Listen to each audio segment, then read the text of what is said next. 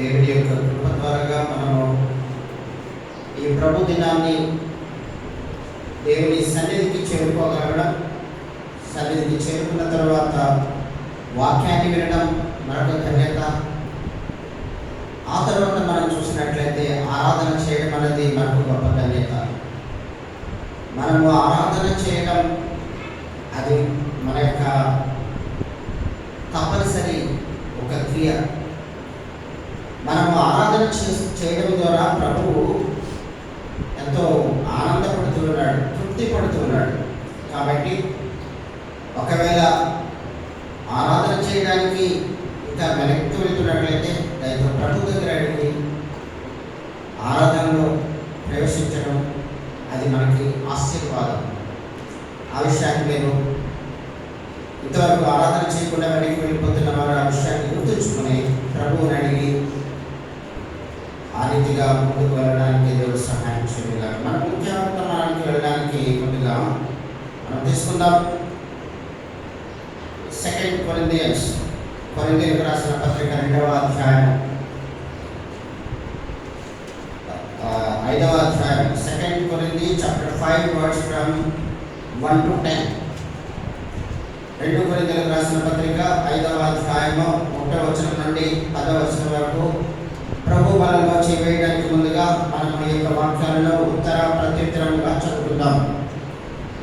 భూమి మీద మన గుడారమైన ఈ నివాసము శిథిలమైపోయినను చేతి పని కాక దేవుని చేత కట్టబడినది నిత్యమైనది అయిన నివాసము పరలోకమందు మనకున్నదని ఎరుగుదము.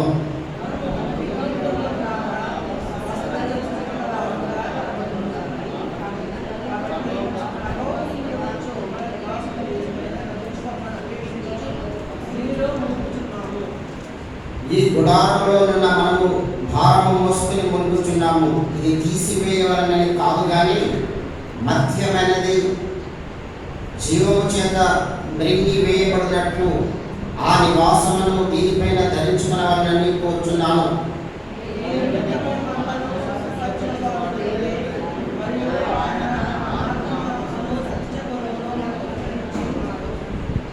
ఆరవ వచనం చదువుతున్నాను. విని చూపు వలన కాక విశ్వాసము వలనే నడుచుకుంటున్నాము.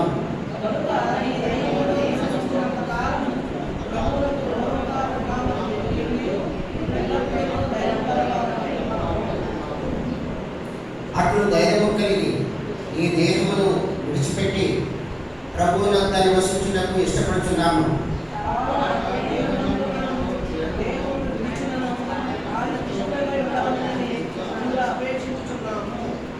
ఎందుకనగా తాను జరిగించిన క్రియలు చొప్పున అవి మంచివైనను సరే చెడ్డవైనను సరే దేహముతో జరిగించిన వాటి ఫలమును ప్రతివాడును పొందినట్లు మనమందరము క్రీస్తు న్యాయ పీఠము ఎదుట ప్రత్యక్షము కావలేను. ప్రభు సహాయం కొరకే ప్రార్థించుకుందాం. స్తుతులకు పాత్రుడైన మా పరలోక తండ్రి, వందనాలు ప్రభువా. ఈ రీతిగా మరి తండ్రి సన్నిధిలో మేము చేరుకొని మీ వాక్యాన్ని వినడానికి, పాటలు పాడడానికి, ఆరాధన చేయడానికి ఇంతవరకు మీరు సహాయపడుతూ వచ్చినందుకు వందనాలు తండ్రి. ఈ సమయంలో మీ యొక్క బలిపీఠం వైపు చూడడానికి కూడా అర్హత లేని నా జీవితంలో మీరు నా కొరకు తండ్రి ప్రాణం పెట్టి నన్ను రక్షించి మీ బిడ్డగా మార్చుకొని ఈ రీతిగా తండ్రి మీరు రక్షించుకున్న పరిశుద్ధ బిడ్డల మధ్యలో నేను కూడా చేరి మిమ్మల్ని ఆరాధించడానికి, మీ వాక్య పరిచర్యలో వాడబడడానికి నాకు చూపిన కృపను బట్టి వందనాలు తండ్రి. ప్రభు బలిలో పాల్గొనడానికి ముందుగా తండ్రి మాతో మీరు మాట్లాడండి తండ్రి. మీ యొక్క నిగూఢమైన సత్యాలను మేము తెలుసుకొని ఆత్మీయమైన అనుభవాలతో ప్రభు బలిలో పాల్గొంది తండ్రి మీ రాకడలో మేమందరం కూడా ఎత్తబడే గుంపులో ఉండడానికి సహాయం చేయండి. ఈ యొక్క మండలం అంతా కూడా మీ ఆధీనంలో ఉంచుకోండి. చీకటి శక్తులను, అంధకార శక్తులను నజరేయుడైన యేసుక్రీస్తు వారి నామంలో బంధించి మీరు మాత్రమే మహిమ పొందమని ఈ ప్రార్థన మా ప్రభువును త్వరగా రానైన యేసుక్రీస్తు వారి ఘనమైన నామంలో వినయంతో ప్రార్థించుకుంటున్నాం తండ్రి. ఆమేన్. ఇక్కడ మనం చూసినట్లయితే పౌలు గారు కొరింథీయులకు ఈ యొక్క రెండవ లేఖను రాస్తూ ఉన్నారు. సెకండ్ లెటర్ కొరింథీయులకు రాస్తూ ఉన్నారు పౌలు గారు. ఏమంటున్నారు ఆయన? మొదటి వచనాన్ని తీసిన వాళ్ళు చదవండి.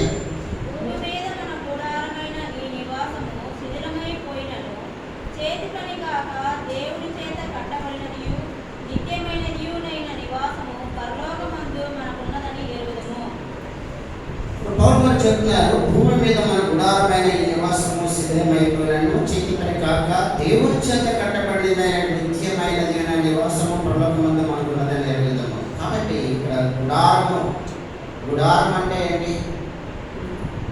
Temporary house. టెంపరీ, దానికి ఏ విధమైనటువంటి స్టాండర్డ్ ఉండదు. మనం చూస్తూ ఉంటాం ఫంక్షన్స్లో, లేకపోతే భిక్షమెత్తుకునే వాళ్ళు కొన్ని గుడారాలు వేసుకుంటూ ఉంటారు. వాళ్ళ గుడార జీవితం. ఆ తర్వాత అక్కడ వారు చేయవలసిన పనులు చూసుకొని ఆ గుడారాన్ని తీసుకుని వేరే చోటకి వెళ్ళిపోతూ ఉంటారు. కాబట్టి ఇక్కడ పౌలు గారు చెప్తున్నటువంటి మాటను చూసినట్లయితే, భూమి మీద మన గుడారమైన ఈ నివాసము శిథిలమైపోయినప్పటికీ కూడా చేతి పని కాక దేవుని చేత కట్టబడినది నిత్యము అయినటువంటి నివాసము పరలోకమందు మనకున్నదని ఎరుగుదాము. మనం ఎరిగి ఉన్నాము కదా. ఈ నివాసం అంటే, గుడారం అంటే ఏంటంటే, గుడారం గురించి మనం చూసినట్లయితే ఇది మన యొక్క శరీరానికి గుర్తుగా ఉంది. ఈ యొక్క శరీరములో దేవుడు ఆత్మను పెట్టి ఉన్నాడు. ఈ యొక్క శరీరము ఒకానొక సమయంలో ఇది శిథిలమైపోతుంది, లేక మట్టిగా మారిపోతుంది. కాబట్టి మనం అనేక సందర్భాలలో మానవుడు మరణించినప్పుడు చూస్తూ ఉన్నాం, శరీరము మట్టికి అప్పచెప్తున్నాము. అయితే ఈ యొక్క శరీరము అనేటువంటిది, ఈ గుడారం అనేటువంటి ఈ యొక్క శరీరము శిథిలమైపోయినప్పటికీ కూడా మనందరికీ కూడా ఒక నివాసం ఉంది. ఆ నివాసం ఏంటంటే దేవుని చేత కట్టబడినది, అది నిత్యమైనది. నివాసము పరలోకమందు మనకి ఉన్నదని మనం ముందుగా ఎరగాలి. ఎప్పుడైతే ఆ యొక్క విషయాన్ని మనము గ్రహిస్తామో, లేక తెలుసుకుంటామో, మన జీవితంలో దాన్ని గుర్తు చేసుకుంటామో, మనము దేవుని యొక్క కార్యాల పట్ల ఆసక్తి కలిగి ఉంటాం. అది లేనంత వరకు కూడా భూ సంబంధమైనటువంటి విషయాలనే మనము ఎక్కువగా ఆలోచించుకుంటూ ఉంటాం. కాబట్టి ఇక్కడ ఆయన చెప్తున్నారు, పౌలు గారు చెప్తున్నారు ఇక్కడ కొరింథీయులకు ఏమని చెప్తున్నారు? చదవండి, 3-4 వచనం చదవండి.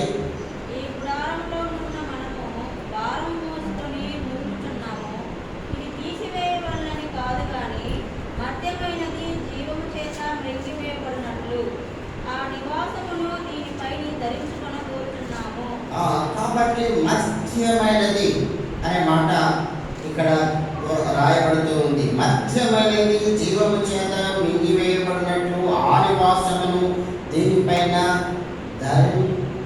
ధరించమనుకోరుచున్నాము. కాబట్టి ఇక్కడ మనం చూసినట్లయితే 7వ వచనం చదవండి. కనుక ఈ దేహములో నివసించుతున్నంత కాలము ప్రభువునకు దూరముగా ఉన్నామని ఎరిగి ఎల్లప్పుడూ ధైర్యము గలవారమై ఉన్నాము. కాబట్టి ఇక్కడ పౌలు గారు గుర్తు చేస్తున్నారు, కొరింథీ యొక్క పట్టణంలో ఉన్న వారికి గుర్తు చేస్తున్నటువంటి మాట ఏంటంటే, ఈ దేహముతో నివసించుతున్నంత కాలం కూడా ప్రభువునకు దూరముగా ఉన్నామని ఎరిగి మీరు ఎల్లప్పుడూ ధైర్యము గలవారమై ఉన్నాం. కాబట్టి ఆ ధైర్యం ఏంటంటే ఆయన మనకి ఇచ్చినటువంటి గొప్ప నిరీక్షణ. కాబట్టి ఇప్పుడు మనం చూసినట్లయితే ఈ శరీరము అశాశ్వతమైనది అని ముందుగా మనం తెలుసుకోవాలి. టెంపరీ గుడారము అంతే. ఈ బాడీ ఈజ్ ఎన్ టాబర్నాకిల్, ఒక గుడారం వంటిది. ఇది ఎప్పుడైనా తీసివేయచ్చు, ఎప్పుడైనా నాశనం అయిపోవచ్చు, శిథిలమైపోవచ్చు అనే మాట వాడబడింది అక్కడ. అదే రీతిగా ఒకవేళ మరొక చోట మనం చూసినట్లయితే ఇది అల్పమైనదని తెలుసుకోవాలి. రెండవది మనకు ఒక వాటర్ తీసుకుని వెళ్తున్నాం, నీళ్లు తీసుకుని వెళ్తున్నాం ఎక్కడికైనా, అది భూమి మీద వదిలిపోయింది అనుకుంటాం. దాన్ని మళ్ళీ మనం తీసుకోగలమా?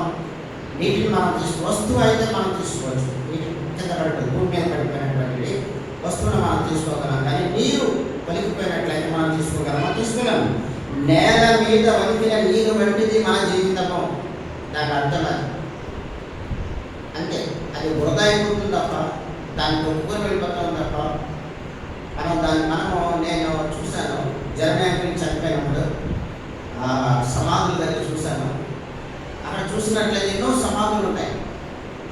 అక్కడ వాళ్ళ జర్మనీ ఆంటీ వాళ్ళ చెడుడు భర్త సమాధి చేసినటువంటి సమాధిలోనే, ఆ తర్వాత ఎన్నో సంవత్సరాల క్రితం చనిపోయినటువంటి సమాధిలోనే మళ్ళా జర్మనీ సమాధి పెట్టారు, శవాన్ని పెట్టారు.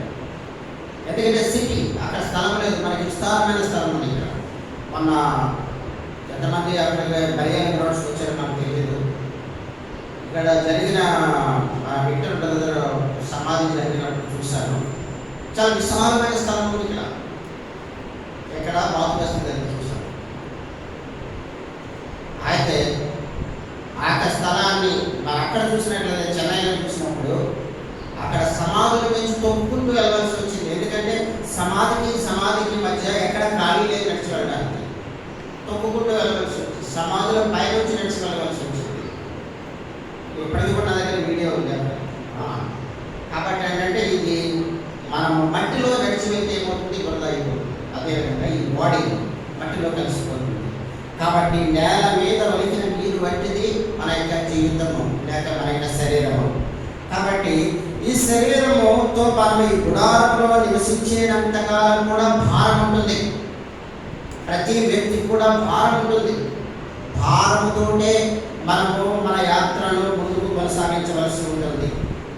కాబట్టి అక్కడ మనం చూసినట్లయితే పరిశుద్ధ గ్రంథం గుర్తు చేస్తూ ఉంది, ఒకరి జన్మదినము కంటే మరణ దినమే. మానవుడు మరణించిన తర్వాత దేవుని ఆజ్ఞలను అనుసరించి నడుస్తున్నట్లయితే అతని ఆత్మ దేవుని దగ్గర విశ్రాంతిలో ప్రవేశిస్తుందని చెప్పి బైబిల్ చెబుతుంది. కాబట్టి దేవునితో ఉన్నను, ఈ దేహాన్ని విడిచినను మనం ఎలా ఉండాలంటున్నాడు ఆయన? ఏ విధంగా ఉండాలంటున్నాడు ఆయన? దేవునికి ఇష్టలుగా ఉండాలంట. దేవునికి ఇష్టలుగా ఉన్నప్పుడు దేవుడు మన నుండి ఎంతో సంతోషాన్ని ఆయన మరి పడేవాడుగా ఉన్నాడు. మన ప్రభువుని మనము మహిమపరచడానికి లేక ఘనపరచడానికి అదే ఒక సాదృశ్యం. ఆయనకి ఇష్టలుగా ఉండాలి.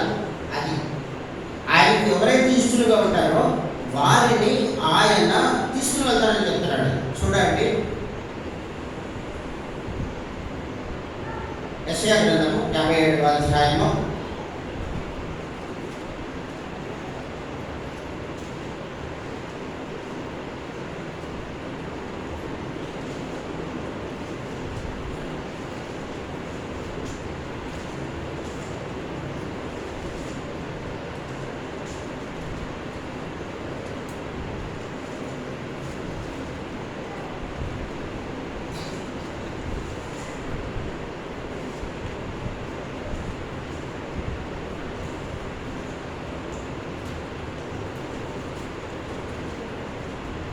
15వ వచనం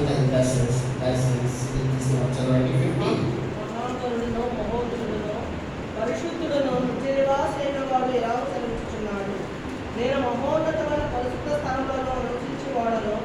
అయినను వినయము గల వారి ప్రాణమును ఉజ్జీవింపజేయుటకును నలిగిన వారి ప్రాణమును ఉజ్జీవింపజేయుటకును వినయము గల వారి యొద్దను దేన మనసు గల వారి యొద్ద నివసిస్తున్నాను.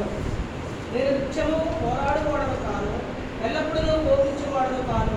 అరాగుండిదే గల నా మూలముగా జీవాత్మ క్షీణించును. నేను పుట్టించిన నదులు క్షీణించుకోవును. కాబట్టి ఇక్కడ ప్రభు ఒక మాటను గుర్తు చేసుకున్నారు. ప్రభు బలలో మనం చిలిగి అయినా ప్రభు బలలో చిలి ఎందుకు చేస్తున్నామంటే, ప్రభువా నేను మీకు ఇష్టడుగా జీవిస్తున్నాను, మీరు నా కొరకు మీ అద్వితీయ కుమారుడైన యేసుక్రీస్తు వారిని శిలువకు అర్పించారు, నన్ను ప్రేమించారు, నన్ను కరుణించారు, నన్ను కాపాడి ఉన్నారు. అంత మాత్రమే కాదు, ఈ యొక్క దేహము మట్టికి మట్టి అయిపోయినప్పటికీ కూడా నా ఆత్మ సదాకాలము మీతో ఉంటుంది అని మీరు రెండవ రాకడ సమయంలో తండ్రి మీరు నన్ను ఎత్తుకొని వెళ్తానని, అంత మాత్రమే కాదు 1000 సంవత్సరాల యొక్క పరిపాలనలో నేను కూడా రాజుగా ఉంటానని, మీ సింహాసనం మీద కూర్చొని ఉంటానని, మీతో పాటు మరి నేను ఆ యొక్క అన్ని గోత్రాల వారికి కూడా పరిపాలన చేసే ఒక పరిపాలన దక్షుడుగా ఉండాలని ఒక వాగ్దానం చేశాడు. దాని కొరకు మనం నిరీక్షణ కలిగి ఉండాలి. కాబట్టి ఇక్కడ ఆయన అన్నాడు, ఆయన ఎటువంటి వాడు? మహాగణుడు. ఎంత గొప్ప మంచి మాట చూడండి.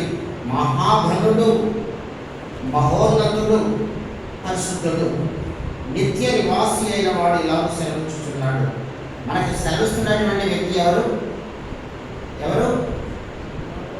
మహాగణుడు, మహోన్నతుడు, పరిశుద్ధుడు, నిత్య నివాసి అయిన వాడు. ఆయన చెప్తున్న మాట ఏమన్నాడు? నేను మహోన్నతమైన పరిశుద్ధ స్థలములో నివసించువాడను.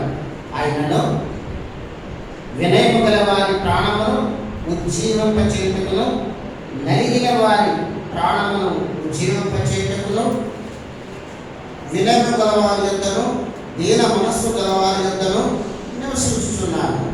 ఎవరి దగ్గర ఆయన నివసిస్తున్నాడు? అహంకారుల దగ్గర కాదు, లేక ఐశ్వర్యవంతుల వారి దగ్గర కాదు.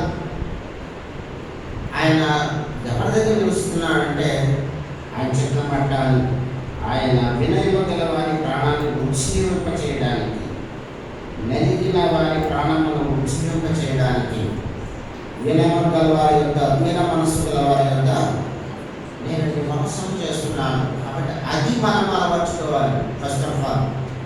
అదే రీతిగా మనం చూసినట్లయితే, రెండవదిగా మనం ప్రభు బలలో పాల్పొందే ముందుగా మనం చేయవలసింది ఏంటంటే నమ్మకం ఉండాలి. నమ్మకం. ఎవరికి నమ్మకము? దేవునికి నమ్మకం. ఆయనే మనకు ప్రాణం పెట్టారు, ప్రభువు మనకు ప్రాణం పెట్టారు, మనం రక్షించుకున్నారు. ఆయన ప్రాణ యొక్క త్యాగము ద్వారా మనం అందరం రక్షించబడ్డాం. ఈ లోకంలో ఎంతోమంది ఉన్నారు, కానీ చాలా కొద్ది మందిని ప్రభువు ఏర్పరచుకున్నారు, కొంతమందిని మాత్రమే ఆయన రక్షించుకున్నారు. ఆయన నిరీక్షణ కలిగి ఉన్నారు. సర్వ మానవాళి కూడా రక్షించబడాలని ఆయన ఎదురు చూస్తూ ఉన్నారు. దానికి మనలను ఈ లోకంలో సాక్షులుగా ఉంచి ఉన్నారు. ఆయన పని చేయడానికి మనం జీవిస్తూ, పౌలు గారికి ఏం తక్కువ కాదు, ఏమైనా తక్కువ ఉందంటే ఏమీ తక్కువ కాదు. చాలా చదువుకున్నవాడు, మంచి అధికారం ఉన్నవాడు. అయినా సరే దేవుడు ఆయన పట్టుకున్న తర్వాత ఎంత మరి దీనుడుగా ఆయన మారిపోయాడంటే, ఎంత వైరాగ్యంగా ఆయన జీవితాన్ని మార్చుకున్నాడంటే, దేవుని కొరకు ఆత్మలను రక్షించేవాడిగా మారిపోయాడు. దానికి ముందుగా దేవుడి ఆయన ధర్మశాస్త్రాన్ని అనుసరించి భక్షించేవాడిగా ఉన్నాడు మానవుడిని. ఆ తర్వాత టోటల్ మొత్తం జీవితమే మారిపోయింది. ఆ రీతిగానే మనం కూడా ఉండాలని ప్రభు ఆశిస్తూ ఉన్నాడు. కాబట్టి మిడి జ్ఞానంతో నామమాత్రపు క్రైస్తవులుగా మనం జీవించినట్లయితే ఆ యొక్క జీవితము మనలను పరలోకానికి చేర్చలేదు.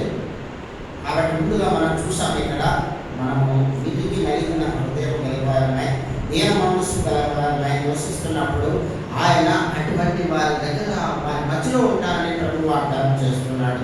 దాన్ని మనం అలవర్చుకోవాలి ప్రభు బలిలో పాల్పొందే ముందు. అదేవిధంగా మనం చూసినట్లయితే, రెండవదిగా మనం చూసినట్లయితే ప్రభు బలిలో పాల్పొందే కొరింథీయులకు రాసిన మొదటి పత్రిక, ఫస్ట్ కొరింథీ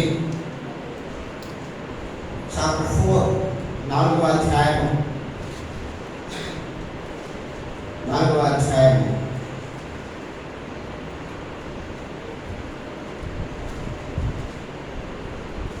2వ వచనం చదవండి. మరియు గృహ నిర్వాహకులలో ప్రతివాడును నమ్మకమైన వాడై ఉండ ఆవశ్యకం. కాబట్టి దేవుని యొక్క పట్ల మనం ఏ విధంగా ఉండాలి? నమ్మకమై ఉండాలి. ఏ విషయంలో నమ్మకమై ఉండాలి? గృహ నిర్వాహకులలో ప్రతి వాడును నమ్మకమై ఉండవలను. ఆ తర్వాత చదవండి. మీ చేతనైనను ఏ మనుషుని చేతనైనను నేను విమర్శింపబడుట నాకు మిక్కిలి అల్పమైన సంగతి. నన్ను నేనే విమర్శించుకొనను. నా యందు నాకు ఏ దోషమును కానరాదు. అయినను ఇందువలన నీతిమంతుడుగా ఎంచబడను. నన్ను విమర్శించువాడు ప్రభువే. కాబట్టి ప్రతి విశ్వాసి కూడా ఈ రీతి అనుభవంతో ముందుకు వెళ్ళాలి. కాబట్టి నేను సరిపెట్టుకుంటాను. ప్రతి విషయంలో కూడా నేను కరెక్ట్గా ఉన్నానని నేను అనుకుంటాను. నేను ఎంతో త్యాగం చేస్తున్నానని నేను అనుకుంటాను.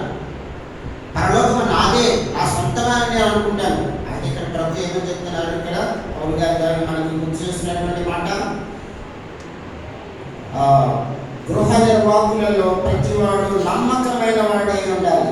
ప్రతివాడు కూడా, ముసలివాడు కావచ్చు, లేకపోతే యవనస్తుడు కావచ్చు, బాల్యంగా ఉండొచ్చు, లేదా లేడీ కావచ్చు, లేదా జెంట్స్ కావచ్చు, ఎవరైనా సరే. ఏమైనా రాయబడింది? గృహ నిర్వాహకులలో ప్రతి వాడులో నమ్మకమైన వాడై ఉంటే అవశ్యము, కంపల్సరీ, అవశ్యము. What is the meaning of అవశ్యము? అవశ్యం అంటే ఏంటి? హిందీలో ఏమన్నా రాయబడింది?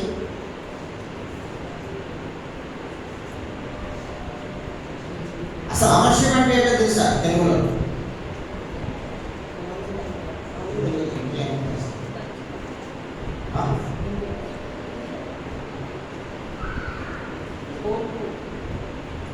దట్ ఈస్ డెఫినెట్లీ తప్పనిసరి.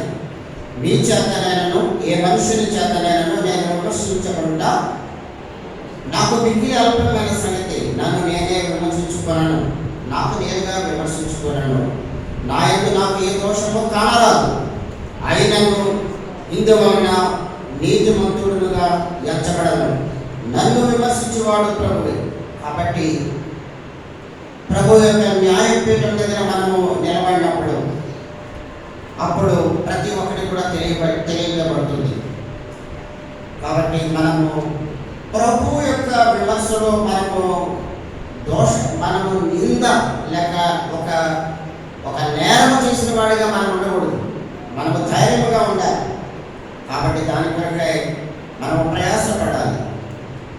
ఆయన చెప్తున్నాడు, ఏమని చెప్తున్నాడు అంటే 5వ వచనం ఆఖరి భాగంలో చూసినట్లయితే, ఆయన అంధకారమందలి రహస్యములను వెలుగులోనికి తెచ్చి హృదయంలోని ఆలోచనలను బయలుపరచునప్పుడు ప్రతి వానికి తగిన మెప్పు దేవుని వలన కలుగును. కాబట్టి అంధకార సంబంధమైన విషయాలు చెప్తున్నాడు, రహస్యమైన విషయాలను గురించి చెప్తున్నాడు. ప్రతి ఒక్కటి కూడా ఆయన చెప్తున్నాడు, ఆయన అంధకారమందలి రహస్యములను వెలుగులోనికి తెచ్చి హృదయములోని ఆలోచనలను బయలుపరచున్నప్పుడు ప్రతి వారికి తగిన మెప్పు దేవుని వలన కలుగును. మన ఆలోచన విధానం కూడా దేవుడు గ్రహిస్తున్నాడు. ఒక వ్యక్తి మీద నేను కక్ష పెట్టుకున్నట్లయితే బయటికి చూపించకపోవచ్చు. కక్ష లేక ద్వేషము లేక అసూయ, ఇవన్నీ కూడా మనకు హృదయంలో ఉన్నా సరే, ఒకవేళ బయటికి చాలామంది పైకి చాలా ఆప్యాయంగా మాట్లాడినట్టు మాట్లాడతారు. అలా ఆ మాటలు వింటున్నట్లయితే మనకి జుంటే తేనె తిన్నట్టుగా అనిపించవచ్చు. కానీ వారి యొక్క హృదయంలో కొత్తలు ఉండొచ్చు. అది మనకి తెలియకపోవచ్చు. లేకపోతే నేను కూడా ఇంకొకరితో మాట్లాడుతున్నప్పుడు ప్రేమగా మాట్లాడవచ్చు, కానీ వెనక్కి వెళ్ళి వారిని విమర్శించేవాడిగా ఉండొచ్చు. కాబట్టి లోకం అయితే అలా ఉంటుంది. కాబట్టి విశ్వాసమైన మనము అలా ఉండకూడదు. ఎందుకంటే మనకు ఒక జడ్జిమెంట్ ఉంది. ఆ జడ్జిమెంట్ ఇంత ప్రయాసపడుతున్నాము, ప్రతి ఆదివారము మందిరానికి వస్తున్నాము, దేవుని మందిరంలో ప్రయాసపడుతున్నాము, ప్రార్థన చేస్తున్నాము, బిడ్డల్ని మనం దేవుని యొక్క నడతలో మనము నడిపిస్తూ ఉన్నాము. ఇంత ఇంతగా ప్రయాసపడిన తరువాత కూడా ఒకవేళ అక్కడ మనం నిలబడవలసి వచ్చిందంటే, ఒక కోర్టులో మనం చూసినట్లయితే బోర్డులో ఎవరు ఉంటారు? నేరం చేసిన వారు ఉంటారు, లేక నేరం చేయని వారి మీద కూడా మోపపడతారు. అయితే జడ్జిమెంట్ ఉంటుంది, అక్కడ తీర్పు ఉంటుందని రాయబడింది. ఆ తీర్పులో మరి నిరూపణ, వాడు తప్పు చేయలేదన్నప్పుడు వాడు తల ఎత్తుకొని చాలా సంతోషంగా ఛాతీ వెడల్పు చేసుకుని బయటకు వస్తాడు కదా. అయితే తప్పు చేసిన వాడు తల దించుకొని శిక్ష అనుభవించవలసి ఉంటుంది. అదే విషయాన్ని ఇక్కడ గుర్తు చేస్తున్నాడు ఆయన. ప్రతి వారికి తగిన మెప్పు దేవుని వల్ల కలుగుతుంది. కాబట్టి మనము దాని కొరకు నిరీక్షణ కలిగి ఉండాలి. అదే రీతిగా రెండవదిగా మనం చూస్తాము, నమ్మకమైన ఉండాలి, నమ్మకమైన వారిగా ఉండాలి. అదేవిధంగా మనం చూస్తూ వెళ్తున్నట్లయితే మరి ఈ లోకంలో చూసినట్లయితే ఎలా ఉన్నారు? కొంతమంది చూసినట్లయితే తిను, త్రాగు, సుఖించు, ఎంజాయ్ లైఫ్, ఎంజాయ్ చేయి. కాబట్టి వారు దేవుని మహించలేరు. ఆ విధంగా తినడమే, త్రాగడమే, సుఖించడమే అనుకున్నప్పుడు సంపాదించు, ప్రయాసపడు, ధనాన్ని దాచు. దీని కొరకే మనం ప్రయాసపడుతూ దేవుని మనము ప్రియారిటీ లేక ప్రాధాన్యత అన్నది చాలా వెనక్కించినట్లయితే అది మన ఆత్మకు లాభకరమైనది కాదు అనే విషయాన్ని ప్రభువు గుర్తు చేస్తూ ఉన్నారు. ఫస్ట్ ప్రియారిటీ ప్రతి విశ్వాసి కూడా దేవునికి మాత్రమే ఇవ్వాలి. అది ఎప్పుడు కూడా అది మనకి వృధా కాదు. ఎంతగా మనము దేవుని మందిరం కొరకైతే ప్రయాసపడుతూ ఉన్నామో, అభివృద్ధి కొరకు ఎంతగా అయితే దేవుని మందిరాన్ని నిర్మించడంలో మన పాత్ర, దేవుడు మనకి ఇచ్చిన తలాంతులను మనం వాడుకుంటూ ఉన్నామో, అది మనకు, మన యొక్క సంతతికి ఆశీర్వాదకరంగా ఉంటుంది. కాబట్టి మనము ముఖ్యంగా మనం చూసినట్లయితే సత్క్రియలు చేసేవారిగా ఉండాలి. మనం ఆరాధనలో చూసాం, సత్క్రియలు చేయాలి. సత్క్రియలు అంటే ఏంటి? ఒకడు ఆకలితో ఉన్నప్పుడు వాడికి మనము నువ్వు వెళ్ళు, అన్నం తిను, లేక చదువు బాధపడితే వెళ్ళు, ఇప్పటిగా పో చెప్పడం కాదు. వాడికి తెలుసు వాడి ఆకలి తినాలని, వాడికి చలిపెట్టింది కప్పుకోవాలని. నీ వల్ల అయితే వాడి కొరకు ప్రార్థన చేయి. నీ వల్ల అయితే వాడికి ప్రాక్టికల్గా మనము సహాయం చేసేవారిగా ఉండాలి. కాబట్టి దేవుడు అదే మనం ఎదురు చూస్తున్నారు.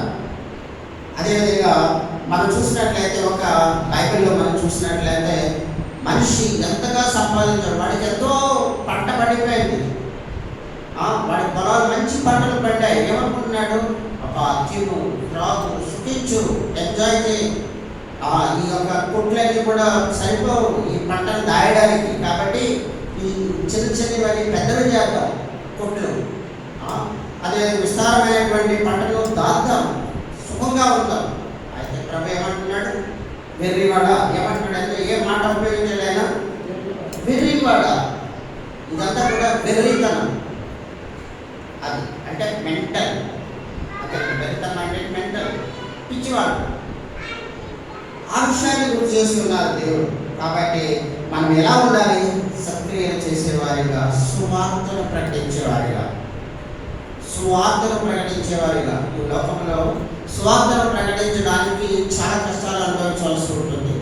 మనం చూసినట్లయితే ఇక్కడ ఉత్తరప్రదేశ్లో చూసినట్లయితే పప్పాచన్ అనే వ్యక్తికి ఫస్ట్ టైం 5 years వాళ్ళ భార్యకి, ఆయనకి కూడా 5 సంవత్సరాలు జైలు వేశారు. ఎందుకనంటే ఆయన సువార్త చెప్తున్నాడు, అనేక మందిని దేవుని వైపు మత మార్పిడి చేస్తున్నాడనే కేసు పెట్టారు. ఉత్తరప్రదేశ్లో ఉన్నటువంటి ప్రభుత్వ ఆంక్షలు పెట్టింది. అయినప్పటికీ కూడా మరి దేవుని సేవ భయపడకుండా చేస్తున్న వారు ఉన్నారు. అయితే దేవుడు వారిని కాపాడుతాడు. ఒకవేళ ఈ లోకంలో వారి దేవుడు కాపాడకపోయినప్పటికీ కూడా పరలోకంలో వారికి స్వాస్థ్యం అన్నది చాలా ఎక్కువ ఉంటుంది. అయినప్పటికీ కూడా అనేక మంది పరిశుద్ధులుగా ప్రార్థనల ఫలితముగా వారికి ప్రస్తుతానికి బెయిల్ అయితే వచ్చింది. నేను న్యూస్లో చూస్తుండొచ్చు. కాబట్టి అంత వైరాగ్యంగా దేవుని సేవ చేస్తున్నటువంటి సేవకులు ఉన్నారు. మనము ఈ విధంగా సేవ చేస్తున్నాం. మనం పనిచేస్తున్న చోట మనము స్వార్థికులుగా ఉండాలి. మన సాక్ష్యమే స్వార్థ. మనము ఒకవేళ ఎక్కువ చదువుకోలేకపోవచ్చు, మనము వాక్యాన్ని మనము వివరించలేకపోవచ్చు. అయినప్పుడు కూడా చింతించవలసింది ఏం లేదు. అయ్యా మీరు అమ్మ ఈ యొక్క పత్రిక చదవండి, అని మనం ఇవ్వచ్చు. వారు తీసుకుంటే దేవుడు వారితో మాట్లాడితే వారు ద బ్లెస్డ్ పర్సన్స్, మనకు కూడా బ్లెస్. వారు రిజెక్ట్ చేసినట్లయితే, వ్యతిరేకించినట్లయితే వారికి దానికి సమాధానం వారే చెప్పుకున్నాం.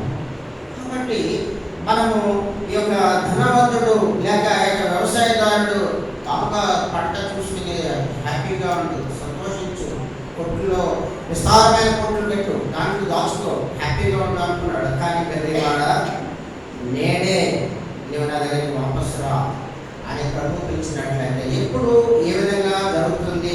ఈ యొక్క గుడారం అనే యొక్క శరీరము ఈ లోకంలో ఎంతవరకు ఉంటుంది అన్నది మనకి తెలియదు. కాబట్టి ఇక్కడ మనం చూసినట్లయితే అందుకనే ప్రభు వాక్యం చెప్తున్నారు. ఎఫ్ఎస్సీలో కూడా మనం చూసాము ఆరాధన సమయంలో. మరొకసారి మనం ఆ మాటను చూద్దాం. ఎఫ్ఎస్సీలకు రాసిన పత్రిక 5వ అధ్యాయం, ఎఫ్ఎస్సీ 5:15 వచనం తీసుకుని వారు చదవండి. దినములు చెడ్డవి కనుక మీరు సమయమును పోనీయక సద్వినియోగం చేసుకోవచ్చు. అజ్ఞానుల వలె కాక జ్ఞానుల వలె నడుచుకున్నట్లు జాగ్రత్తగా చూసుకోండి. కాబట్టి దినములు ఎలా ఉన్నాయంట? చెడ్డవి. కాబట్టి ఇంత భయంకరమైనటువంటి సన్నివేశాన్ని మనం చూస్తూ ఉన్నాము. మనం అండమాన్లో ఉన్నాం కాబట్టి మనకి ఏం తెలియట్లేదు. మనం అండమాన్లో ఉన్నాం కాబట్టి మనకు తెలియట్లేదు. ఇక్కడ సురక్షితమైనటువంటి ప్రాంతం అని అనుకుంటున్నాం. ఒకవేళ మరొకసారి సునామీయో లేకపోతే భూకంపమో వచ్చినట్లయితే పరిస్థితి ఎలా ఉంటుంది? మనం చాలా నెమ్మదిగా ఉన్నాం, హ్యాపీగా ఉన్నాం. అండమాన్ ఐలాండ్స్లో మంచి వాతావరణంలో ఉన్నాం, చుట్టూ సముద్రంతో ఆహ్లాదమైన జీవితాన్ని జీవిస్తున్నాం కాబట్టి అనుకోవచ్చు. కాబట్టి ఆయన చెప్తున్నారు, దినములు చెడ్డవి కనుక మీరు సమయమును పోనీ యొక్క సద్వినియోగం చేసుకోమంటున్నారు. యూటిలైజ్ చేసుకోవాలి సమయాన్ని. అదేవిధంగా అజ్ఞానులలో లేక జ్ఞానులలో నడుచుకున్నట్లు జాగ్రత్తగా చూసుకునండి. దేవుని ప్రభు యొక్క చిత్తం ఏమిటో గ్రహించుకునండి. కాబట్టి దానికోసం మనం ప్రయాసపడాలి. కాబట్టి దేవుని మందిరానికి వచ్చి కూడా దేవుని వాక్యాన్ని వినడానికి నిర్లక్ష్యంగా చూస్తూ కూడా ఎందుకు వస్తున్నామో, ఎందుకు దేవుని వాక్యాన్ని వింటున్నామో, ఎందుకని మనలో ప్రవర్తన రాలేదు అన్నది మనకి తెలియకుండా జీవించినట్లయితే అటువంటి జీవితం దేవునికి మనము లెక్క చెప్పుకోవాల్సి ఉంటుంది. మన జీవితము ఎలా ఉంది అన్న దాని ముందు సాదృశ్యంగా చూసినట్లయితే ఒక కొవ్వొత్తిని కూడా మనం చూసుకోవచ్చు. ముంబత్తి, క్యాండిల్. ఆ క్యాండిల్ వెలుగుతూ వెలుగుతూ వెలుగుతూ ఏమవుతుంది? దాంట్లో ఉన్నటువంటి కోపంగా జరిగిపోయినప్పటికీ మారిపోతుంది. మన జీవితం కూడా అదే ఉంటుంది. కాబట్టి ఒకవేళ మనము దేవుని కొరకు మనము ఏది ఉత్తమమైనదో, దేవుని కొరకు బ్రతకడం ఎంత కష్టమైనప్పటికీ కూడా అది చాలా విలువైనది అనే విషయాన్ని మనం తెలుసుకోవాలి. అప్పుడు మాత్రమే మనము దేవునిలో మనము స్థిరంగా ఉండగలం. అది మాత్రమే కాదు, మనము చనిపోక ముందు తెలుసుకోవాల్సినటువంటి అనేక విషయాలు ప్రభువు గుర్తు చేస్తూ ఉన్నాడు. ఈ లోకాన్ని మనము విడిచిపెట్టవలసి ఉంటుంది. అది నగ్న సత్యం. దాంట్లో ఏ విధమైనటువంటి మార్పు లేదు. కాబట్టి దేవుడు మనకు కొన్ని తలాంతులు ఇచ్చారని చెప్తున్నాడు. ఆ తలాంతులు మనము తప్పనిసరిగా దేవుని కొరకు వాడుకోవాలి. దేవుని రాజ్య విస్తరణ కొరకు వాడుకోవాలి. మనం ఏ రీతిగా అయితే మనము మన యొక్క ఆహార వ్యవహారాల కొరకు మనం ఏ విధంగా ప్రయాసపడుతూ ఉన్నాము, ప్రయాసపడుతూ డ్యూటీకి వెళ్ళకుండా మనం జీవించలేము కదా. టైలర్ ఉన్నాడు, టైలర్ కుడితేనే కదా అతనికి రేషన్ వస్తుంది. వ్యాపారస్తుడు వ్యాపారం చేస్తేనే కదా అతని తల్లి బిడ్డలు తినగలరు. అదే రీతిగా మనం కూడా మరి దేవుని యొక్క పనిలో ఆయన మనకి ఇచ్చినటువంటి తలాంతులను మనం ఉపయోగించుకున్నప్పుడే దేవుని పనిని మనం చేసేవారిగా ఉంటాం. మత్తయి సువార్తలో ఒక మాట చూద్దాం. మత్తయి సువార్త 25వ అధ్యాయము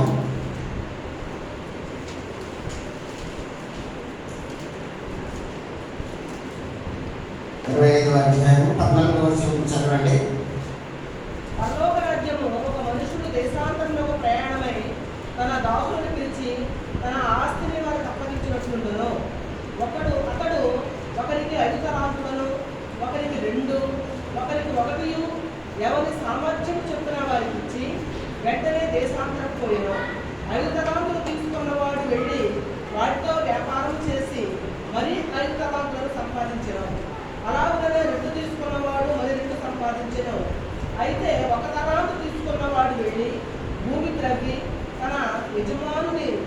సొమ్ము దాచిపెట్టెను. బహుకాలమైన తర్వాత ఆ దాసుల యజమానుడు వచ్చి వారి యొద్ద లెక్క చూచుకొనెను. అప్పుడు 5 తలాంతులు తీసుకున్నవాడు మరి 5 తలాంతులు తెచ్చి, అయ్యా, నీవు నాకు 5 తలాంతులు అప్పగించితివి, అవియు గాక మరి 5 తలాంతులు సంపాదించుకుని చెప్పాను. అతని యజమానుడు, బడా నమ్మకమైన మంచి దాసుడా, నీవు ఈ కొంచెంలో నమ్మకంగా ఉంటివి, నిన్ను అనేకమైన వాటి మీద నియమించెదను, నీ యజమానుని సంతోషములో పాల్గొందుమని అతనితో చెప్పాను. అలాగే 2 తలాంతులు తీసుకున్నవాడు వచ్చి, అయ్యా, నీవు నాకు 2 తలాంతులు ఇచ్చితివే, అవియు గాక మరి 2 తలాంతులు సంపాదించుకుని చెప్పాను. అతని యజమానుడు, బడా నమ్మకమైన మంచి దాసుడా, నీవు ఈ కొంచెంలో నమ్మకంగా ఉంటివి, నిన్ను అనేకమైన వాటి మీద నియమించెదను, నీ యజమానుని సంతోషంలో పాల్గొందమని అతనితో చెప్పాను. తర్వాత 1 తలాంతు తీసుకున్నవాడు వచ్చి, అయ్యా, నీవు విత్తని చోట కోయివాడును, చల్లని చోట పంట పుచ్చుకుని వాడవై కఠినుడవని ఎరుగును కనుక నేను భయపడి వెళ్ళి నీ తలాంతులు భూమి మీద దాచిపెట్టింది, భూమిలో దాచిపెట్టింది, ఇదిగో నీవు తీసుకోమని చెప్పాను. కాబట్టి ఇక్కడ మనం చూసినట్లయితే ఈ యొక్క స్టోరీ మనందరికీ కూడా చిన్నప్పటి నుంచి కూడా సండే క్లాస్ పిల్లల సమయం నుంచి కూడా మనకు తెలిసినటువంటి ఈ యొక్క సంభవాన్ని మనం చూసినట్లయితే దేవుడు ఒకరికి 5 తలాంతులు, ఒకరికి 2 తలాంతులు, ఒకరికి 1 తలాంతు ఇచ్చున్నాడు. కాబట్టి దాన్ని వాడు ఏం చేశాడు, వారికి వ్యాపారం చేయండి, అభివృద్ధి చేయండి అని చెప్పి వెళ్ళినప్పటికీ కూడా వాడు 1 తలాంతు తీసుకున్నవాడు వాడు ఏం చేస్తున్నాడు, ఇక్కడ 24వ వచనంలో చూసినట్లయితే ఆ తత్వ వాళ్ళు కొంత అభివృద్ధిని చూపించారు. అయితే ఇతను ఏం చేస్తున్నాడు, 1 తలాంతు తీసుకున్న వాడు ప్రభువునే క్వశ్చన్ చేస్తూ ఉన్నాడు. ఏమని చేస్తున్నాడు చూడండి, 1 తలాంతు తీసుకున్న వాడు వచ్చాయిగా, నీవు విత్తని చోట కోరివాడు.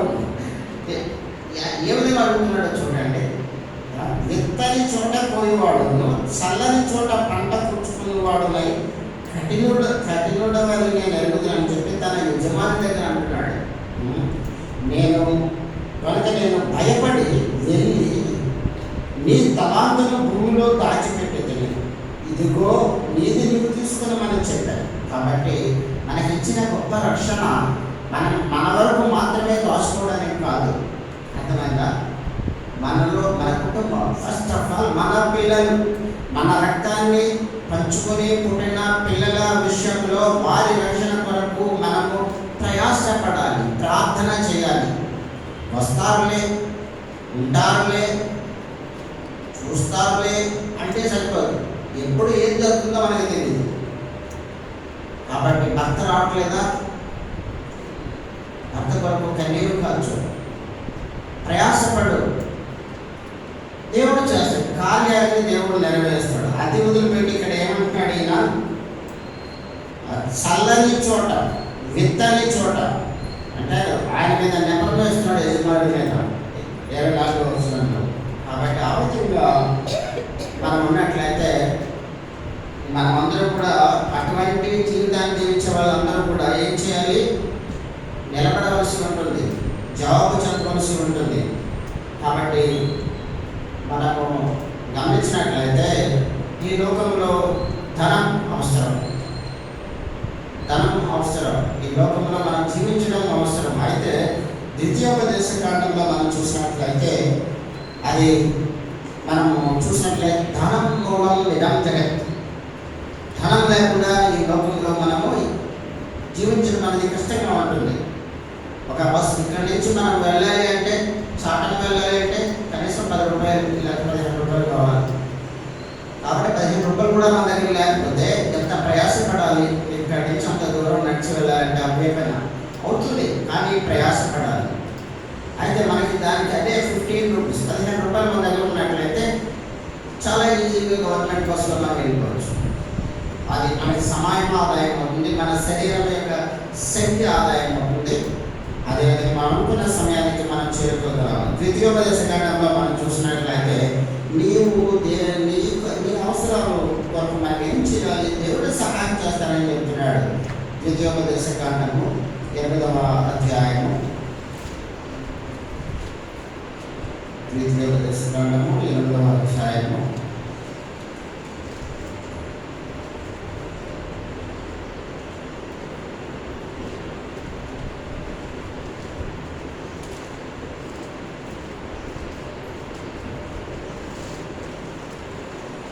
18వ వచనం చదవాలి.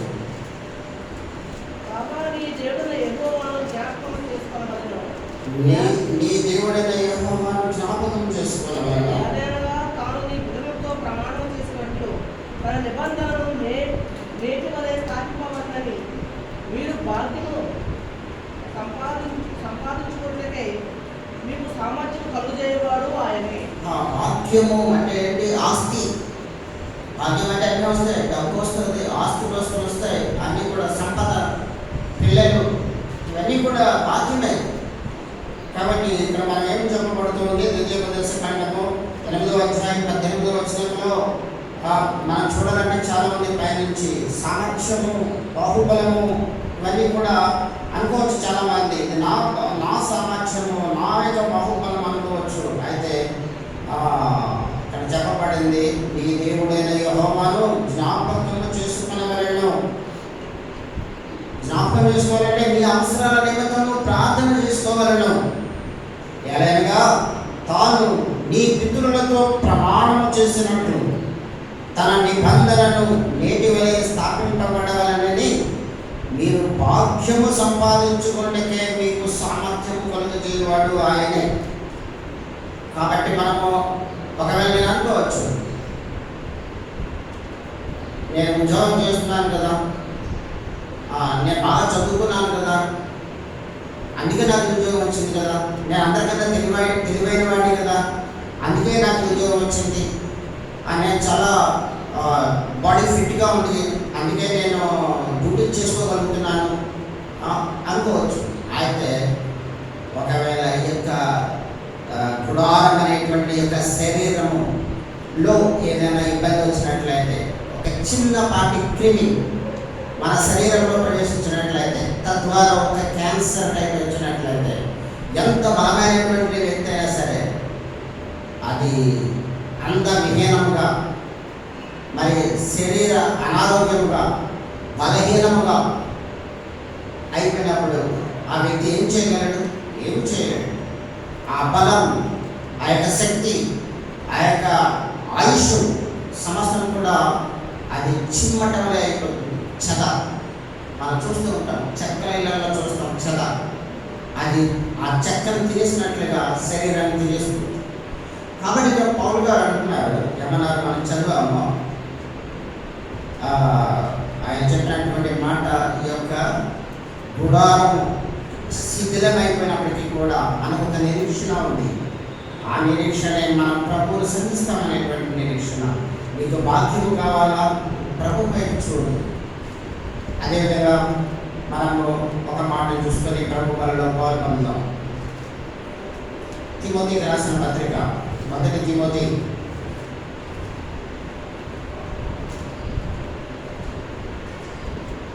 6వ అధ్యాయము, 1 తిమోతి 6వ అధ్యాయము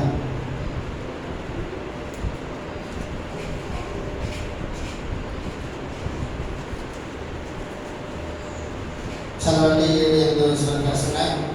మనం ఈ లోకములోనికి ఏమీ తేలేదు, దీనిలో నుండి ఏమీ తీసుకుని పోలేము కాక అన్న వస్త్రములు గలవారమై ఉండి వాటితో తృప్తి పొంది ఉండును.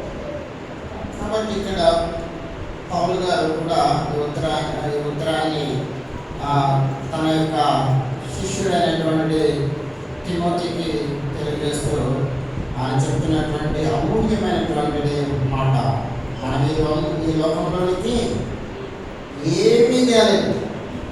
మన మొలత్రాడు కూడా మనం కూడా రాలేదు. మొలత్రాడు కూడా మనము బిడ్డ పుట్టిన తర్వాతే కడతారు. మనం ఈ లోకంలోనికి ఏమీ తేలేదు, దీనిలో నుండి ఏమీ కూడా తీసుకుని పోలేము. కాగా అన్న వస్త్రములు గలవారమైంది వాటితో తృప్తి పొందుదాం. కాబట్టి ఆ విధంగా మనం జీవించాలని అనుకున్నప్పుడు, ఆ విధంగా ఉండడానికి ప్రయత్నం చేసినప్పుడు దేవుడు ఆటోమేటిక్గా మనకి ఇస్తాడు. ఎన్నోసార్లు మనము అనేక మంది జరగలుగుతూ ఉంటాం. కాల్గేట్ టూత్ పేస్ట్ ఒక క్రైస్తవులు దాన్ని తయారు చేసిన వాళ్ళు లాభాలు అధికంగా ఎందుకంటే అతను వస్తున్నటువంటి ఆదాయంలో ముందు 10% భాగం, ఆ తర్వాత మరీ ఎక్కువ లాభం వచ్చిన తర్వాత దాన్ని 20%, 20%. ఇంకా లాభాలు వస్తాయి, ఏం చేయాలో అర్థం అవ్వట్లేదు. దేవుడు మహిమపరచాలి. 30%, 50%. ఈ రోజున అతని గురించి మనం చదివినట్లయితే అతనికి వచ్చిన ఆదాయంలో 90% కూడా మరి దేవుని మందిరానికి పరిచర్య కొరకు ఖర్చు పెడుతున్నప్పటికీ కూడా ప్రపంచంలో ఎంత కాంపిటీషన్ ఉన్నప్పటికీ కూడా, కాంపిటీషన్ ప్రతి వ్యాపారంలో కూడా కాంపిటీషన్ ఉంటుంది. అంత కాంపిటీషన్ ఉన్నప్పటికీ కూడా టూత్ పేస్ట్లో కాంపిటీషన్ ఉన్నా సరే ఆ యొక్క కోల్గేట్ కంపెనీకి జీటైనటువంటి ఒక కంపెనీ రాలేదు. మన దేశంలోనే కాదు, వాళ్ళకి ప్రపంచంలో అనేక దేశాల్లో వాళ్ళు లీడింగ్లో ఉంటారు. దీనికి కారణం ఏంటంటే వారు దేవుడిని మహిమపరుస్తూ ఉన్నారు, వారు దేవుడిని ఘనపరుస్తూ ఉన్నారు, దేవుని మాటకు విధేయతగా ఉన్నారు. తద్వారా ఈ లోకంలో కూడా వారు ఆశీర్వదించబడుతూ ఉన్నారు. అదే రీతిగా అదే దేవుడు నిన్ను నన్ను కూడా ఆశీర్వదించడానికి సిద్ధంగా ఉన్నాడు. కాబట్టి మనము ఆయన బిడ్డలుగా మనం కొనసాగుతూ ఉన్నాము, జీవిస్తూ ఉన్నాము, ఆయన మహిమపరుస్తూ ఉన్నాము. చాలా మన జీవితంలో అది మనకి ఆశీర్వాదం. అయితే ప్రభు చిత్తాన్ని కూడా మనం తెలుసుకొని మన దైవత్వంలో మన జీవిత యాత్రను కొనసాగించాలి. కాబట్టి చెప్పాలంటే ఇంకా అనేక విషయాలు ఉన్నాయి. అయితే ఇక్కడ భక్తుడైనటువంటి మోషే ఒక ప్రార్థన చేస్తున్నాడు. 91 కీర్తన తీసుకుని ఒక వచనాన్ని మాత్రం చదువుకొని మన ప్రభు బలలో పొందుదాం. 91 కీర్తన 1వ వచనం. ప్రభువా, తరతరముల నుండి మాకు నివాస స్థలం నీవే. పర్వతములు పుట్టకములకు, భూమిని లోకమును నువ్వు పుట్టింపకములకు యుగయుగములు నీవే దేవుడవు. నీవు మనుషులను మంటికి మార్చుచున్నావు, మరులారా తిరిగి రండని నీవు సెలవిస్తున్నావు. నీ దృష్టికి 1000 సంవత్సరములు గతించిన నిన్నటి వలె ఉన్నది. కాకి ఎందరి యొక్క దాము వలె ఉన్నది. చేత నేరట్టు నీవు వారిని పారగొట్టవేయగా వారు నిద్రితురు. ప్రొద్దున్న వారు పచ్చగడ్డి వలె చిగురుతురు. ప్రొద్దున్న అది మొలిచి చిగురించును, సాయంకాలమున అది పోయబడి వాడవారు. కాబట్టి మనిషి యొక్క జీవితం ఇది. మనిషి యొక్క జీవితం గుడారం అని చూసాం మనం. ఎఫ్ఎస్ మనం చూసినటువంటి పత్రికలో మనము మనిషి యొక్క జీవితము గుడార జీవితం అని చెప్పి మనం చూసాం. అదేవిధంగా ఇక్కడ మనం చూసినట్లయితే మట్టి అని చూస్తున్నాం. కాబట్టి ఇక్కడ మన యొక్క నివాస స్థలం ఏంటి అంటే మరి ఆయనే తరతరముల నుండి మాకు నివాస స్థలము నీవే అని చెప్పి మోషే ప్రార్థన చేస్తూ ఉన్నాడు. కాబట్టి మనము జీవించి ఉన్నా, మరణించి ఉన్నా, మనము ఒకవేళ ఏ పరిస్థితుల్లో ఉన్నా సరే మనము దేవుని కొరకు మాత్రమే వైరాగ్యం కలిగిన వారిగా ఈ లోకంలో జీవించినప్పుడు అందరికన్నా ఎక్కువ మనం మాత్రమే ఆశీర్వదించబడతాం. కొరింథీ 2 కొరింథీ చాప్టర్ 5:10 వరకు మనం చూసాము. అందులో మానవ జీవితం గుడారం అనే జీవితాన్ని చూసాము. ఈ శరీరం గుడారంతో పోల్చాడు. అదేవిధంగా మోషే చెప్తున్నాడు 90వ కీర్తన 1వ వచనం నుండి మనం చూస్తూ వెళ్తున్నట్లయితే యుగములు కూడా నీవే దేవుడు, మాకు దేవుడకు మరలా తిరిగి రండి నీవు సెలవిస్తున్నావు, నీ మనుషులను మట్టికి మార్చుతున్నావు. ఇది నగ్న సత్యం. కాబట్టి ఈ విషయాలు మనము ఒక దృష్టాంతరంగా దేవుడు మనకు గుర్తు చేస్తున్నాడు. కాబట్టి ఈ విషయాన్ని నిరంతరం కూడా ఈ లోకంలో ప్రాణం ఉన్నంత వరకు కూడా మనము నెమరు వేసుకుంటూ మనము జీవిత యాత్రను ముందుకు సాగించినట్లయితే మనం దాన్ని చూద్దాం. 1 కొరింథీ 11వ అధ్యాయంలో చెప్పబడినటువంటి మాటను ఒకసారి చూసుకుని ప్రభు బలలో చేయగలుగుతాం. 1 కొరింథీ చాప్టర్ 11 11వ అధ్యాయంలో మనం చూసినట్లయితే 28వ వచనాన్ని చదవండి. కాబట్టి ప్రతి మనుషుడు తను తాను పరీక్షించుకోవాలనో అలాగూ చేసి అపవిత్ర పాత్రలో తాగవలెను. కాబట్టి మనం నేను ఎలా ఉన్నానన్నది నాకు నేనుగా పరీక్షించుకుంది. అదేవిధంగా ప్రతి ఒక్కరు కూడా నేను ఎలా ఉన్నానన్నది మనకి మనం పరీక్షించుకొని ప్రభువు యొక్క వాక్యములో సరిచేసుకొని వాక్యముతో మనము సరి చూసుకొని ప్రభు బలలో చేయగలుగుతాం. ప్రభు వర్తమానాన్ని ఆశీర్వదించుకున్నాను.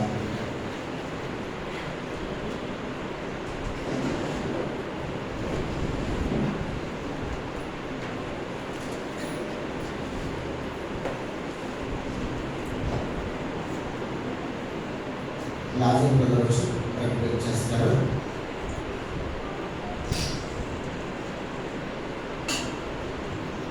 కృపాసత్య సంపూర్ణ పరమ తండ్రి, పరిశుద్ధ పాదపద్మనాలు స్తుతి స్తోత్రాలు ప్రభువా. పరిశుద్ధుడిని నమ్మదగిన దేవుడి మీకే వందనాలు.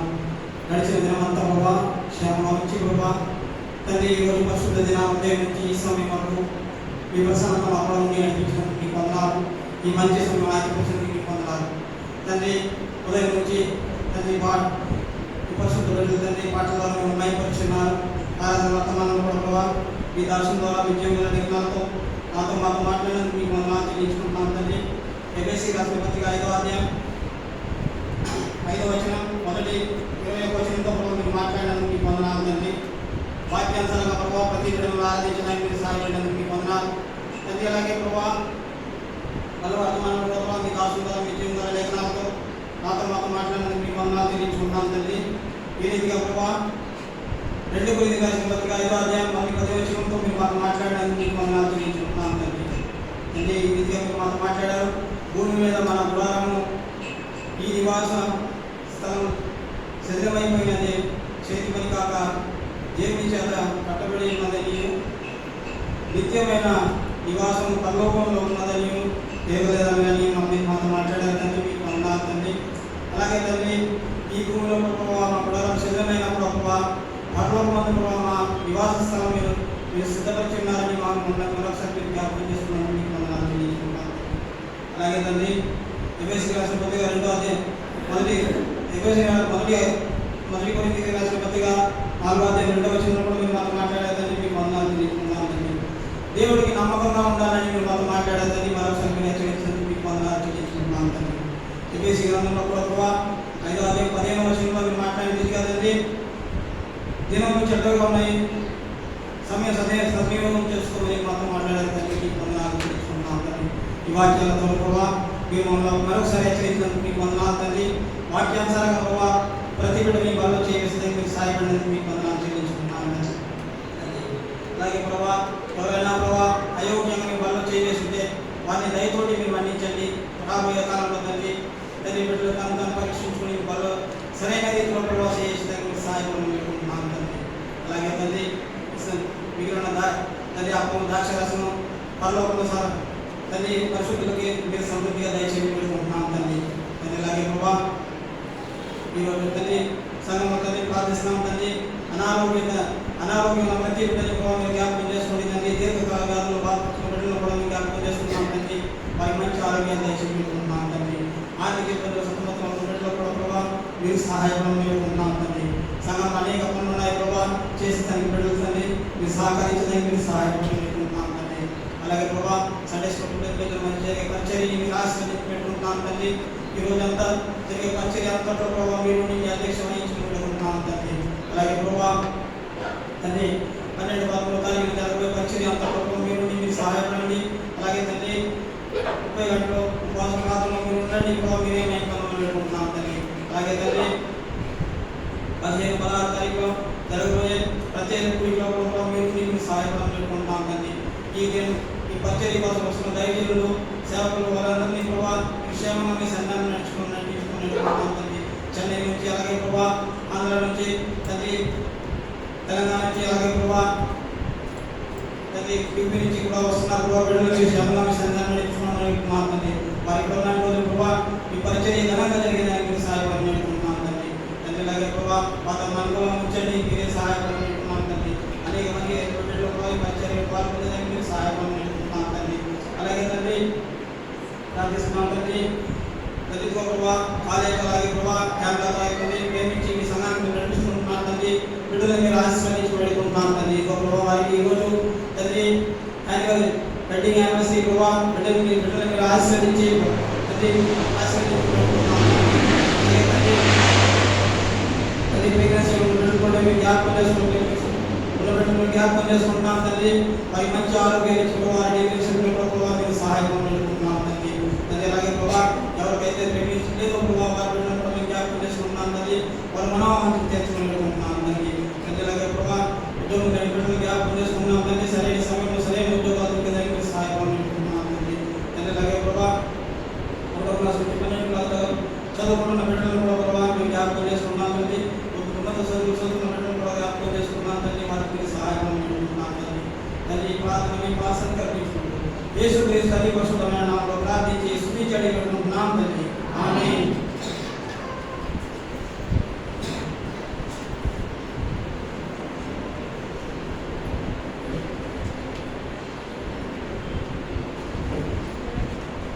లేచి నిలబడి పాడుకుందాం. ఆ సమయంలో మన కానుకలతో ప్రభువుని మహిమపరుచుకుందాం. ఆశీర్వాదం తర్వాత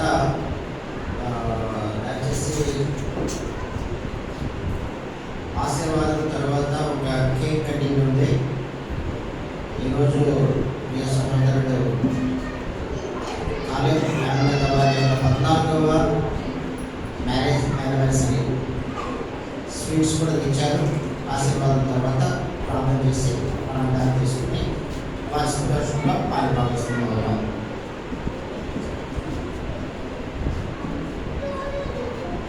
769వ పాట పాత పాట పుస్తకంలో 753 పరలోకమే నా స్వాస్థ్యము ఎప్పుడు ప్రార్థన అనే పాట పాడుతున్నాం. సింగం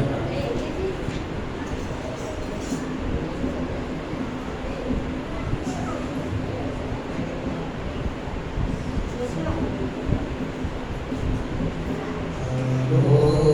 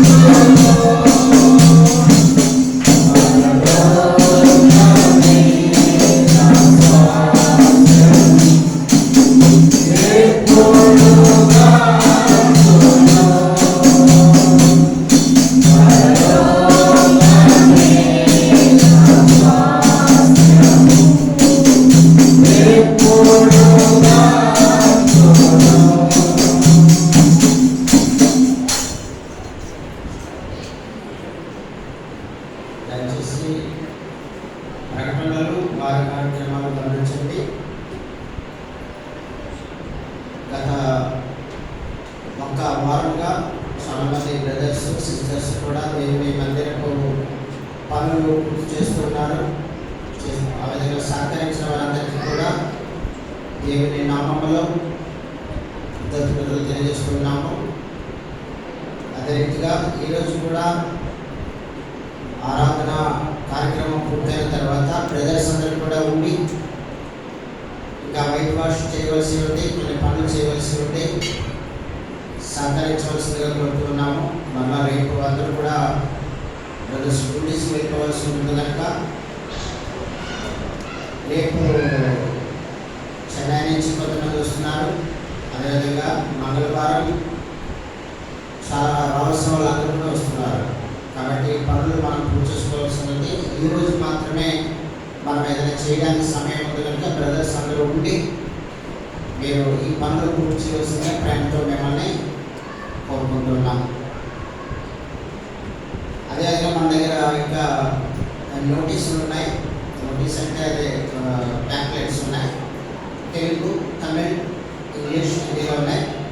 కాబట్టి వాటిని మీరు కావాల్సినట్లయితే ఎవరైనా ఆహ్వానించాలనుకున్నప్పుడు తీసుకుని వెళ్ళవచ్చు. వాటిని కూడా మీరు ఆహ్వానించండి. 12వ తారీఖున ఉదయం 6 గంటలకు ప్రారంభమవుతుంది ఉపవాస ప్రార్థన. 13వ తారీఖు మధ్యాహ్నం 12 గంటల వరకు ఉంటుంది. ఆ తర్వాత ఆ రోజు సాయంకాలము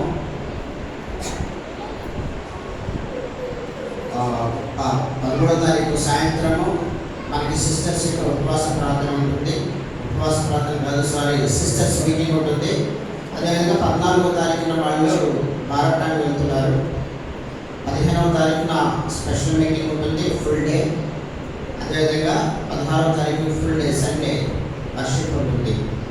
సాయంకాలం థ్యాంక్స్ గివింగ్ మీటింగ్ కూడా ఉంటుంది. కాబట్టి దయచేసి మీరు అందరూ కూడా వీటి కొరకు మీరు ప్రార్థన చేయండి, అందరూ పాల్గొనండి. ఎన్ని పనులు ఉన్నా సరే ఫస్ట్ ప్రియారిటీ ఈ యొక్క ఉపవాస ప్రార్థనలోనూ అదేవిధంగా ఈ స్పెషల్ మీటింగ్లోనూ ఆదివారము స్పెషల్ ఆరాధనలోనూ అందరూ కూడా పాల్గొనండి. ఇంకా మీరు అనేక మందిని పిలుచుకుని రండి. దయచేసి ఈ విన్నపాన్ని మీరు నిర్లక్ష్యం చేయవద్దు. మరొక విన్నపము,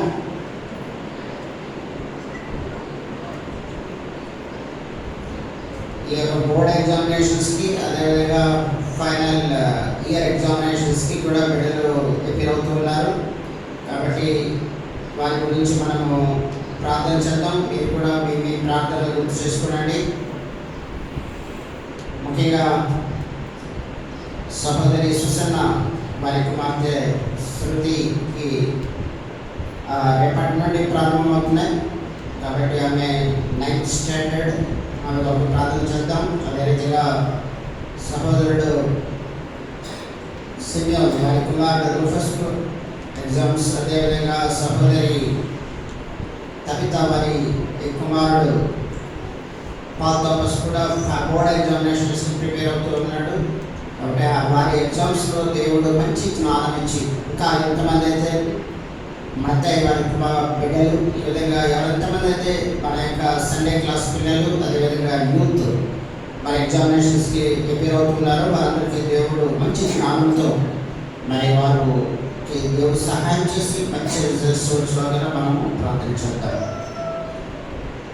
వార కార్యక్రమాల విషయంలో యాజ్ యూజువల్గా కమింగ్ ఫ్రైడే రాబోయే శుక్రవారం అది వాళ్ళు చెన్నై నుంచి వస్తున్న వాళ్ళు మారడానికి వెళ్తారు. కాబట్టి ఆ రోజు మాత్రం సిస్టర్స్ ఉపవాస ప్రార్థన యాజ్ యూజువల్గా ఉంటుంది. కరెక్ట్గా ఉదయం 10 గంటలకి ఆ యొక్క మీటింగ్ని సిస్టర్స్ యూటిలైజ్ చేసుకోవచ్చు. ప్రార్థన చేస్తున్నాం. తత్మా కార్యక్రమాలు యాజ్ పర్ నోటీస్లో ఉన్న ప్రకారంగా జరుగుతాయి.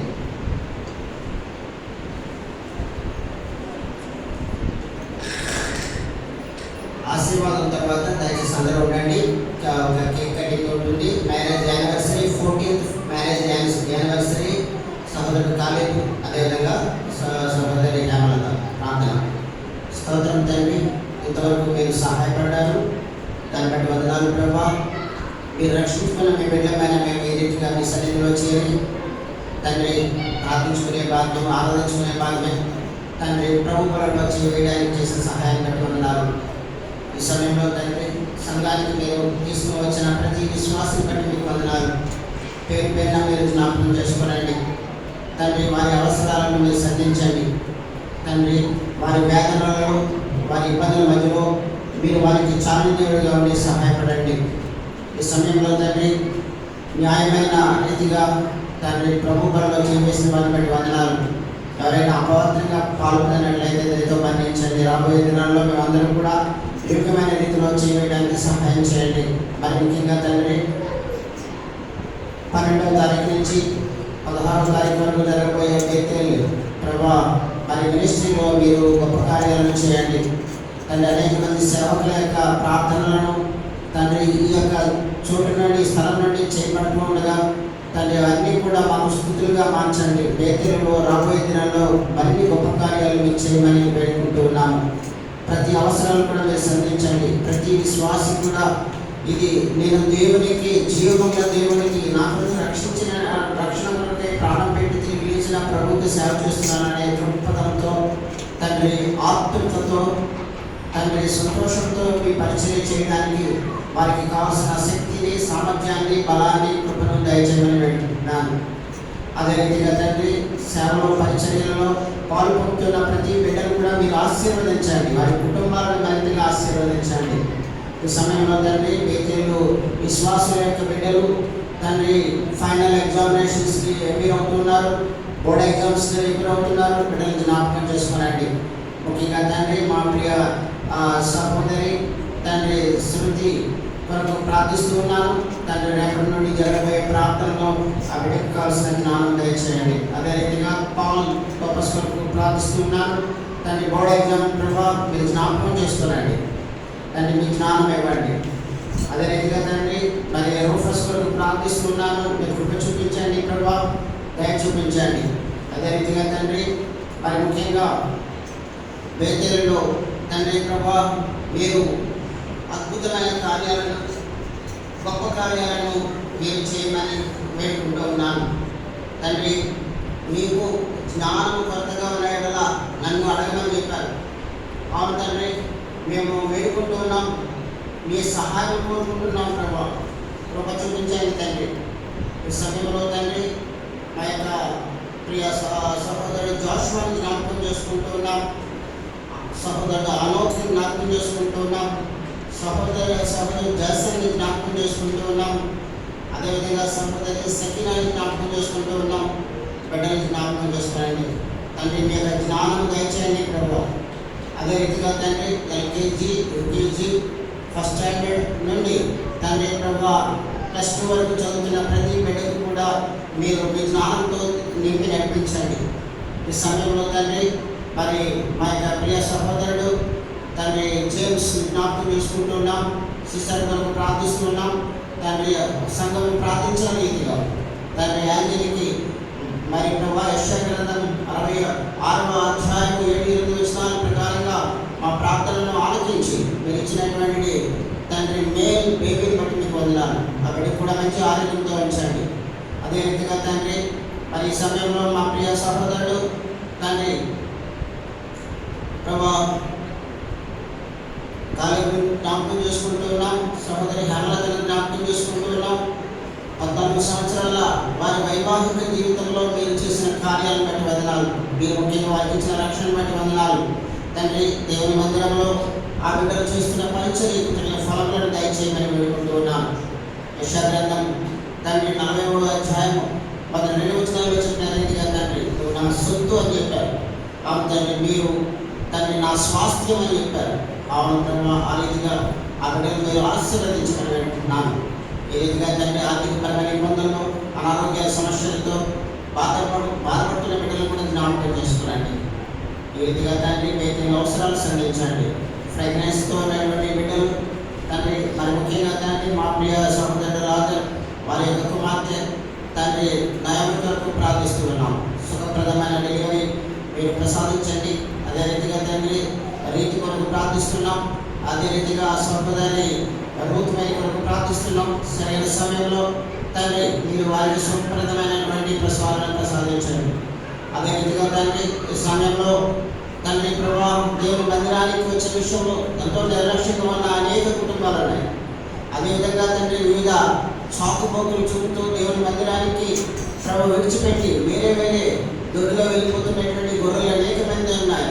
తండ్రి వాళ్ళందరినీ మీరు జ్ఞాపకం చేసుకోరండి. ఇది మీ సంఘము, మీ యొక్క పరిశుద్ధమైనటువంటి రక్తాన్ని చెల్లించి మీరు సంపాదించుకున్న సంఘం. ఇక చేరుకున్న ప్రతి బిడ్డ కొరకు కూడా మీరు మీ యొక్క రక్తాన్ని కార్చారు. ఆడు తండ్రి ఆఖరి రక్తపు బిందువు కూడా మీరు కార్చి మీరు సంపాదించుకున్న ఈ యొక్క సొత్తు తండ్రి మీరందరినీ కూడా మీరు జ్ఞాపకం చేసుకోరండి. మీరే కాపాడండి, అభివృద్ధిపరచండి. ఆత్మీయ మహిళలతో పాటు ఈ లోక సంబంధమైన ప్రతి ఆశీర్వాదాలు విడిగా దయచేయండి. ఈ రీతిగా తండ్రి మరి పరిచయం చేస్తున్న బిడ్డలు జ్ఞాపకం చేసుకోనండి. ఎవరి బిడ్డలు జ్ఞాపకం చేసుకోనండి. సిస్టర్స్ జ్ఞాపకం చేసుకోనండి. వేదాల మధ్యలో వెళ్తున్న బిడ్డలు జ్ఞాపకం చేసుకోనండి. ఈ రీతిగా తండ్రి మరి ఈ సమయంలో ప్రార్థిస్తున్నాము. తండ్రి పేదలలో గొప్ప కార్యాలు చేయమని ఈ ప్రార్థన మా ప్రభువును ప్రియ రక్షకుడు నాయన యేసుక్రీస్తు వారి ఘనమైన నామంలో మిగిలిన వినయంతో ప్రార్థించి వేడుకొంచున్నాం తండ్రి. ఆమేన్. ప్రభువైన యేసుక్రీస్తు వారి యొక్క కృప, దేవుని యొక్క ప్రేమ, పరిశుద్ధాత్మ సహవాసం చేరి వచ్చిన మన అందరితోటి, అదేవిధంగా ఈరోజు మరి మ్యారేజ్ యానివర్సరీ చేసుకోబోతున్నటువంటి సహోదరుడు కాలేబ్ హేమలతో నిరంతరము తోడుగా ఉండగా. ఆమేన్. Praise the lord.